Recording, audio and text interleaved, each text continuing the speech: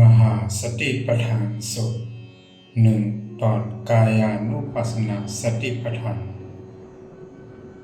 ข้อปฏิกูลมนสิการะภิกขุเจ้ายาหานเขาทั้งหลายแทงเปิงหนึ่งซ้ำภิกขุเจ้ายาหานนั้นยับโดยตัวเจ้าเก่าเสคุกคนโดยหันว่าแต่เอาปลายดิ้นขึ้นกว่าแล้วแต่เอาปลายขนโหลงมามีหนังห่อต้มไว้ในกายะโตลงในคุยเลยหันมิวอันดีโอยดีหังอ่ำหมดสายเนโตลงในมีขนโหขนโตเน็บติ้นเน็บมือเขียวหนังเอ็นหลุดใยนางหลุดไขหัวใจตับปอดม้ามไส้ใหญ่ไส้เล็กอาหารล่ามาอาหารล่าเก่าน้ำหลีขี้เติบหนองน้ำเหลืองเลือดเหือน้ำตาน้ำลายขี้มูกขี้เติบขี้ไข้ไขเยี่ยวขี้จ้ากว่าเช่นนั้นภิกขุเจ้ายาหานเขาตั้งหลายปรุงแดกมันเหมือนจังหนังโถงนั้นมัดปากไว้เสียดังในโถงนั้นกุ้ยเลยหันมีไว้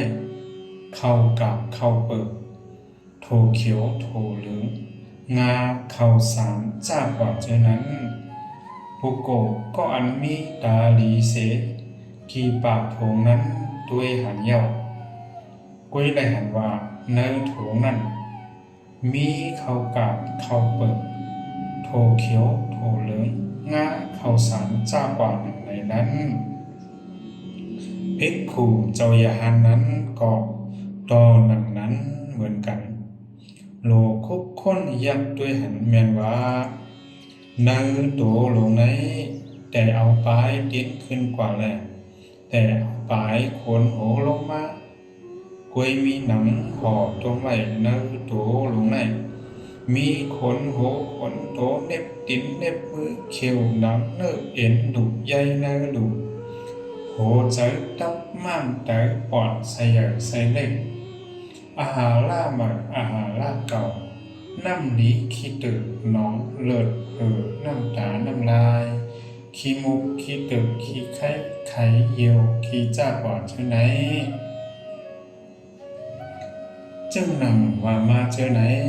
ภิกขุเจ้ายาหานนั้นคุกคนโดยหันโตเจ้าเก่าเส